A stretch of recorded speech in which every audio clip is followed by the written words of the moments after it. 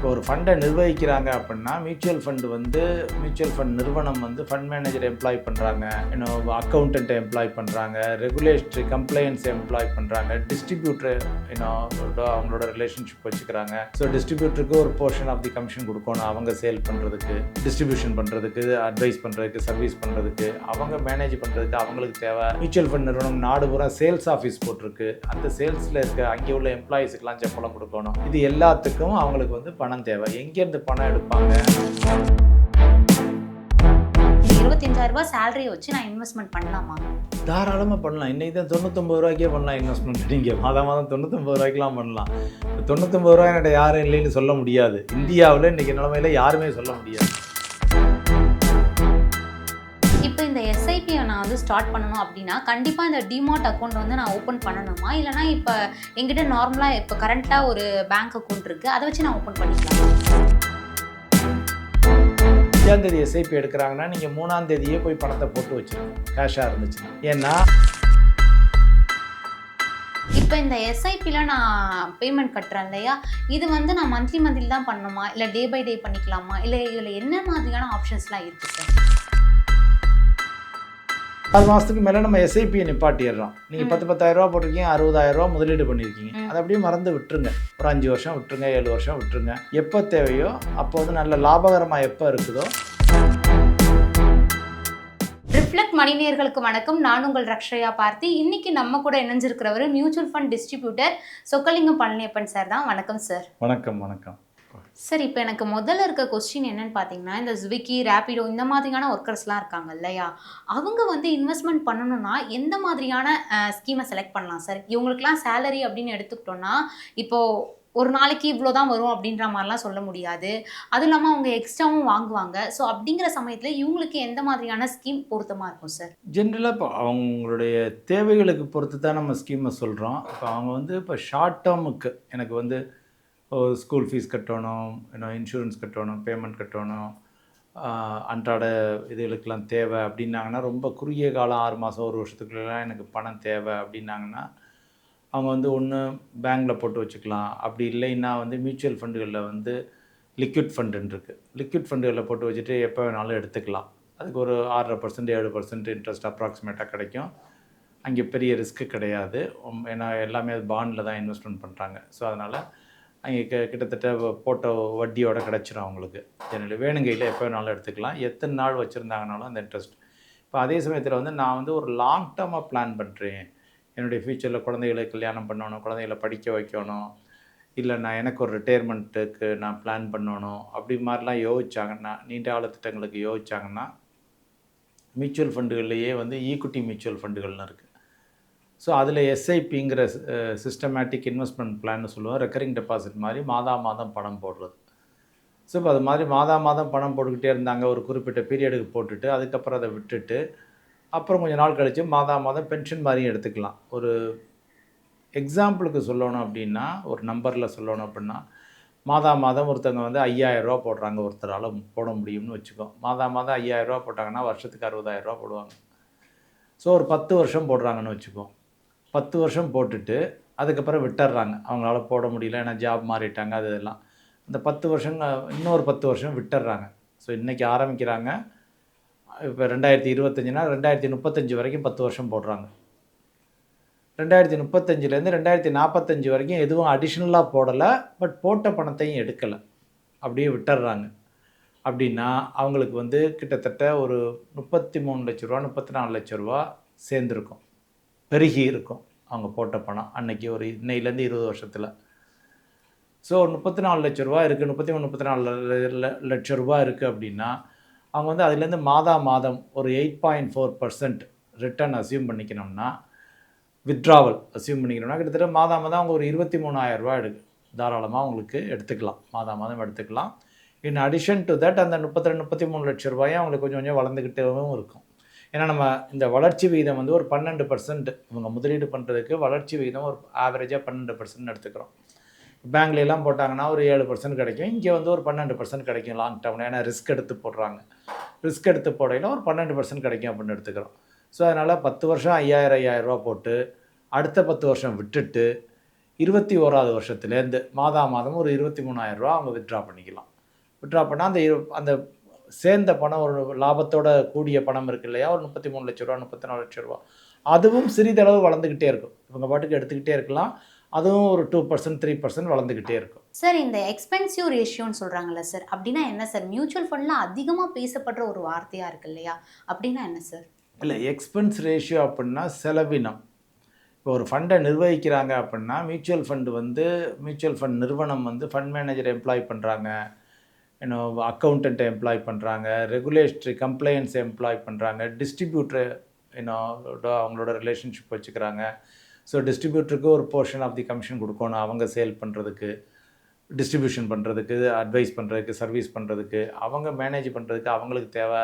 Mutual fund நிறுவனம் நாடு பூரா சேல்ஸ் ஆஃபீஸ் போட்டிருக்கு, அந்த சேல்ஸில் அங்கே உள்ள எம்ப்ளாயீஸுக்கெலாம் சம்பளம் கொடுக்கணும். இது எல்லாத்துக்கும் அவங்களுக்கு பணம் தேவை. எங்கேருந்து பணம் எடுப்பாங்க? மக்களுக்காக நிர்வகிக்கக்கூடிய பணத்துலேருந்து தான் ஒரு போர்ஷன் எடுத்துக்குவாங்க. இப்போ ஒரு எக்ஸாம்பிளுக்கு ஒருத்தர் வியாபாரிகிட்டேருந்து 10 ரூபாய்க்கு தேங்காய் வாங்கிட்டு வர்றாரு, ஒரு எக்ஸாம்பிளுக்கு வச்சுக்கோம். சந்தையில் கொண்டாந்து சென்னையில் விற்கையில் கிலோ 75 ரூபா 80 ரூபான்னு விற்கிறாங்க. கிலோவுக்கு 2 தேங்காய் தான் நிற்கும், 40 80 ரூபா. ஸோ இப்போ நடுவில் இருக்கக்கூடிய இன்டர்மீடியரிக்கெல்லாம் ஒரு வாங்கின தேங்காய் காஸ்ட்டு 20 ரூபா, 60 ரூபா அதை நகரத்துக்கு கொண்டு வர்றதுக்கும் அதில் இன்வால்வ் ஆகியிருக்க கடைக்காரங்களுக்கு எல்லாருக்கும் போகுது. அப்ராக்சிமேட்டாக சொல்கிறேன். இப்போ ஃபினான்ஸில் அது மாதிரி 20 ரூபா பொருளை 60 ரூபாய்க்கு 80 ரூபாய்க்கு விற்க முடியாது.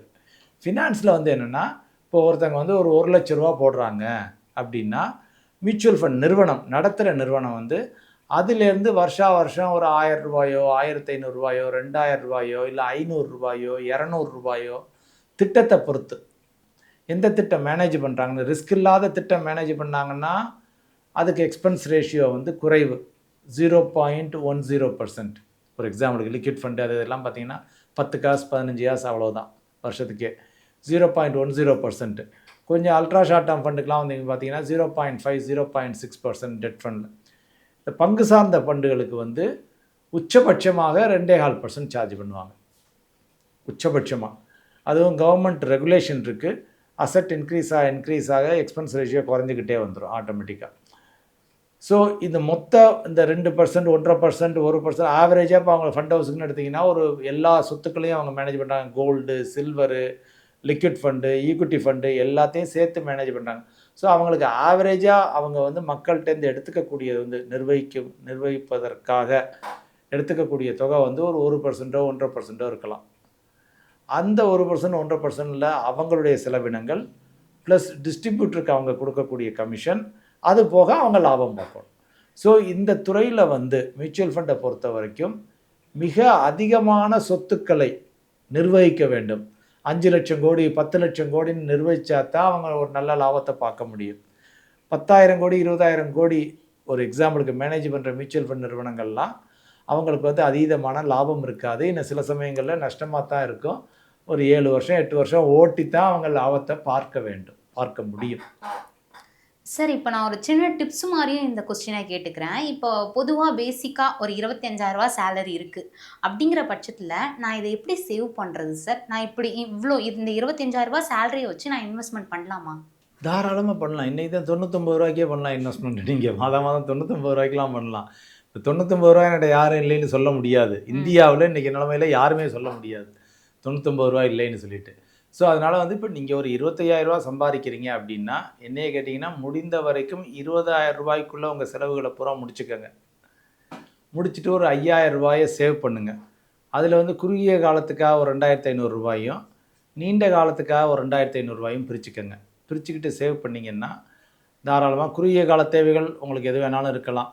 ஸோ அப்பா அம்மாவை பார்க்க போகிறேன், பஸ்ஸில் போகிறேன், பஸ் செலவு, பிரயாண செலவுகள், வேறு எங்கேயாச்சும் சுற்றி பார்க்குற செலவுகள், அது இதெல்லாம் இருக்கலாம் எக்ஸ்ட்ராவாக. அதை 2,500 ரூபாய் யூஸ் பண்ணிக்க. இன்னொரு 2,500 ரூபாயை நீண்ட காலத்துக்காக போட்டு வச்சுங்க. 10 வருஷம் 20 வருஷம் 30 வருஷம்னு அது மாதிரி. ஒரு 25,000 ரூபா சம்பளம் வாங்குறவங்க தாராளமாக ஒரு 5,000 ரூபா சேர்க்கலாம், சேமிக்கலாம் அப்படிங்கிறது தான் என்னுடைய ஒப்பீனியனு. தென் எகெயின் அப்போ it depends on every family. சில பேருக்கு அதிகமாக செலவு இருக்கும். பட் என்ன தான் செலவு இருந்தாலும் என்னுடைய ரெக்வஸ்ட் மினிமம் ஒரு 100 ரூபா 250 ரூபா 500 ரூபாயாவது சேவிங்க. அந்த பழக்கம் வரட்டும். அந்த பழக்கம் வந்துச்சுன்னா தான் ஃப்யூச்சரில் உங்கள்கிட்ட அதிகமாக பணம் வரையில் என்ன செய்கிறது அப்படின்னு யோசிக்கையில், நான் என் மியூச்சுவல் ஃபண்டில் போட்டால் என்ன, ஆல்ரெடி 250 ரூபா போட்டுக்கிட்டு இருக்கேனே, அதை இப்போ 2000 ஆக்குறேன், 4000 ஆக்குறேன், 10,000 ஆக்குறேன். மியூச்சுவல் ஃபண்டில் இன்றைக்கி மாதம் 20 லட்சம் 25 லட்சமெல்லாம் போடுறவங்க எங்கிட்டே இருக்காங்க. 500 1000 100 500 1000 ஆரம்பிக்கிறாங்க. பட் ஒவ்வொரு கஸ்டமரும் மாதம் 20 லட்ச ரூபா போடுறவங்களாம் இருக்காங்க. நிறைய பேர் வந்து 10,000 20,000 போடுறவங்க நிறைய பேர் இருக்காங்க. ஸோ அதனால் என்ன முடியுமோ அவங்களால அந்தந்த தொகை மினிமம் 99 ரூபாயாவது ஸ்டார்ட் பண்ணிக்கோங்க. அதுதான். Okay sir. இப்போ வந்து நான் சம்பாதிக்கிற காசை சேவ் பண்ணுறது அப்படிங்கிறதே ரொம்ப பெரிய கஷ்டமாக இருக்குது. அப்படி இப்படி அடிச்சு பிடிச்சி ஒரு 1 லேக் நான் சம்பாதிச்சிட்டேன் அப்படின்னா, நான் அதை எதில் இன்வெஸ்ட் பண்ணுறது அப்படின்னு பார்க்கும்போது நிறைய ஆப்ஷன்ஸ் இருக்குது இல்லையா? நான் இதில் எது செலக்ட் பண்ணால் எது கரெக்டாக இருக்கும் சார்? இப்போ என்னை பொறுத்த வரைக்கும் அந்த அமௌண்ட் வந்து சும்மா இல்லாமல் அது கொஞ்சம் இம்ப்ரூவ்மெண்ட் ஆகணும் அப்படிங்கிறதான் எனக்கு வேணும். அப்படிங்கிற பட்சத்தில் நான் எதை செலக்ட் பண்ணணும்? ஸோ இப்போ இன்வெஸ்ட்மெண்ட்டு அப்படின்னு வரையிலேயே ஜென்ரலாக வந்து நம்ம வித் ரிஸ்க்குன்னு அண்டர்ஸ்டாண்ட் பண்ணிக்கிறோம். ஏன்னா சேவிங்ஸ்னால் சேமிப்பு, அது என்னால் ரிஸ்க் எடுக்க முடியாது. நான் ஒரு 6 மாதத்தில் ஒரு பைக் வாங்க போகிறேன், அதுக்காக பணம் வச்சுருக்கோம்னா அதில் ரிஸ்க் எடுக்க முடியாது. இன்னும் 1 வருஷத்தில் பிள்ளை கல்யாணம் வருதுன்னா அந்த பணத்தில் ரிஸ்க் எடுக்க முடியாது. அதெல்லாம் சேவிங்ஸில் கொண்டு போயிடுவோம். சேவிங்ஸ்னால் தான் நம்ம இன்னும் ஃபிக்ஸட் டெபாசிட்டை போட்டுக்கிறோம், அல்லது லிக்விட் ஃபண்டில் போட்டுக்கிறோம், மியூச்சுவல் ஃபண்டுகளில், அதெல்லாம் சேஃபாக இருக்கக்கூடியது. இப்போ வந்து நம்ம இன்வெஸ்ட்மெண்ட்னா நான் ரிஸ்க் எடுத்து முதலீடு பண்ணுறேன். நீங்கள் தங்கத்தில் முதலீடு பண்ணுறது ரிஸ்க்கு. இன்றைக்கி 8500 8600 கிராம் இருக்குது. நாளைக்கு குறையலாமான்னா தாராளமாக குறையலாம். 7000 வரலாம், 6000 வரலாம், 10,000 போகலாம். ஸோ 2 பக்கமும் இருக்குது. ஸோ அதே மாதிரி தான். அப்படி பார்க்கையில் வந்து நீண்ட காலத்துக்கு முதலீடு பண்ணையில் இன்றைக்கி மக்களுக்கு, பெரும்பாலான மக்களுக்கு இந்தியாவில் பிடிச்சிருக்கிறது வந்து மியூச்சுவல் ஃபண்ட் இன்வெஸ்ட்மெண்ட்ஸ். மியூச்சுவல் ஃபண்டுகளில் ஈக்விட்டி மியூச்சுவல் ஃபண்ட். அதுதான் இன்றைக்கி கிட்டத்தட்ட மாதம் 25,000 கோடி மக்கள் போட்டுக்கிட்டு இருக்காங்க எஸ்ஐபியில் மட்டும். ஸோ இப்போ இந்த மார்க்கெட் குறைஞ்சதுனால கொஞ்சம் நஞ்சம் குறைஞ்சிருக்கலாம், பட் பெரிய சப்ஸ்டன்ஷியலாக குறையலை. மாதம் 25,000 கோடி இன்னும் எஸ்ஐபியில் போய்கிட்டு இருக்குது. ஸோ ரொம்ப பாப்புலரான இன்வெஸ்ட்மெண்ட் ஆயிடுச்சு மியூச்சுவல் ஃபண்டுகளில் எஸ்ஐபி மூலம் போடுறது. எஸ்ஐபி முறை மூலமாக போடுறது வந்து இன்றைக்கி ரொம்ப பாப்புலர் ஆகிடுச்சு. ஸோ அந்த ₹1,00,000 உங்களுக்கு இப்போ 5 வருஷம் 7 வருஷம் தேவையில்லைன்னா தாராளமாக ரிஸ்க் எடுத்து ஈக்விட்டி மியூச்சுவல் ஃபண்டுகளில் போடலாம். ஒரு 6 வருஷத்தில் 1,00,000 2 லட்சமாக ஆவதற்கு நிறைய வாய்ப்புகள் உள்ளன. 12 வருஷத்தில் ₹1,00,000 4,00,000 ஆகிறதுக்கு வாய்ப்பு இருக்குது. 18 வருஷத்தில் ₹1,00,000 வந்து ₹8,00,000 ஆகிறதுக்கு வாய்ப்பு இருக்குது. 12% ரிட்டர்ன்னு அசியூம் பண்ணிக்கிறேன். ஸோ அப்படி அசியூம் பண்ணிக்கையில் வந்து ஒவ்வொரு 6 வருஷமும் இந்த பணம் டபுள் ஆகிக்கிட்டே போகும். இப்போ இந்த எஸ்ஐபியை நான் வந்து ஸ்டார்ட் பண்ணணும் அப்படின்னா கண்டிப்பாக இந்த டிமாட் அக்கௌண்ட் வந்து நான் ஓப்பன் பண்ணணுமா? இல்லைனா இப்போ எங்கிட்ட நார்மலாக இப்போ கரண்ட்டாக ஒரு பேங்க் அக்கௌண்ட் இருக்குது, அதை வச்சு நான் ஓப்பன் பண்ணிக்கலாமா? எஸ்ஐபிக்கும் டிமேட் அக்கௌண்ட்டுக்கும் சம்மந்தம் இல்லை. வேணும்னா நீங்கள் அதில் ஓப்பன் பண்ணிக்கலாம். பட் முக்கால்வாசி மக்கள், பெரும்பாலான மக்கள், ஒரு 70-80% ஆஃப் த மக்கள் எல்லாருமே வந்து டிமேட்டில் போய் எஸ்ஐபி ஓப்பன் பண்ணுறதில்ல. நீங்கள் எஸ்ஐபி துவங்குவதற்கு டிமேட் கணக்கு தேவையில்லை, அவசியம் இல்லை. ஸோ இந்த ஃபிசிக்கல் மோடில் தாராளமாக ஸ்டார்ட் பண்ணிக்கலாம், ஆன்லைன்லேயே ஸ்டார்ட் பண்ணிக்கலாம். ஸோ அதுக்கு வந்து நார்மல் பேங்க் அக்கௌண்ட், எந்த பேங்க்கில் வேணாலும் உங்களுக்கு அக்கௌண்ட் இருக்கலாம். எனி ஷெட்யூல்டு கமர்ஷியல் பேங்க், எக்ஸாம்பிளுக்கு சொல்கிறேன் இல்லையா, State Bank, ICICI Bank, HDFC, City Union Bank, Karur Vysya Bank, Tamil Nadu Mercantile Bank, இது மாதிரி ஐஓபி, இந்தியன் பேங்க், எதில் வேணாலும் உங்களுக்கு அக்கௌண்ட் இருக்கலாம். அந்த அக்கௌண்ட்லேருந்து ஆட்டோமேட்டிக்காக வந்து பணத்தை மாதம் 1000, மாதம் 2000, 5000னா ஆட்டோமேட்டிக்காக வந்து நம்ம டிஸ்ட்ரிபியூட்டர் மூலமாக போயில மியூச்சுவல் ஃபண்ட் நிறுவனங்கள் ஆட்டோமேட்டிக்காக எடுத்துக்கிட்டுருவாங்க. ஸோ அது ஆட்டோமேட்டிக்காக போய்கிட்டே இருக்கும். உங்களுக்கு தேவை வந்து ஒரு பேங்க் அக்கௌண்ட்டு தேவை, ஒரு பேன் கார்டு தேவை, ஆதார் கார்டு தேவை. இதெல்லாம் வச்சு நம்ம கேஒய்சின்னு பண்ணுவோம், நோ யுவர் கஸ்டமர்னு பண்ணணும். அதுவும் ஆன்லைன்லேயே ஓடிபி வாங்கி, ஆதார் ஓடிபி வாங்கி பண்ணிடலாம். ஸோ இதுதான், இது சிம்பிள் ப்ராசஸ் தான். மியூச்சுவல் ஃபண்டை கணக்கை துவக்குவதற்கு வந்து ரொம்ப சுலபமான வழிகள் தான். இப்போ நான் எஸ்ஐபியை ஸ்டார்ட் பண்ணிட்டேன், அமௌண்ட் வந்து நான் நேரில் போய் கொடுக்கணுமா பேங்க்கில் அப்படிங்கிற மாதிரிலாம் கொஸ்டின்ஸ் இருக்குல்ல சார், இதுக்கு ஈஸியான ஒரு ஆன்சர் சொல்லுங்கள் சார். ஆமாம், கரெக்டு. இப்போ என்னென்னா மியூச்சுவல் ஃபண்டுகளை பொறுத்த வரைக்கும் கேஷ் அவங்க அக்செப்ட் பண்ணிக்கிறதே கிடையாது. எந்த நிறுவனங்களும், மியூச்சுவல் ஃபண்ட் நிறுவனங்களும், எந்த டிஸ்ட்ரிபியூட்டரும் கேஷ் அக்செப்ட் பண்ணுறதே இல்லை. எல்லாமே த்ரூ பேங்க் தான். ஸோ நீங்கள் உங்கள்கிட்ட கேஷாக வந்துச்சுன்னா அதை அக்கௌண்ட்டில் போட்டு வச்சுருங்க. ஒரு எக்ஸாம்பிளுக்கு வந்து 10ஆம் தேதி எஸ்ஐபி 5ஆம் தேதி எஸ்ஐபி எடுக்கிறாங்கன்னு வச்சுக்கோம்.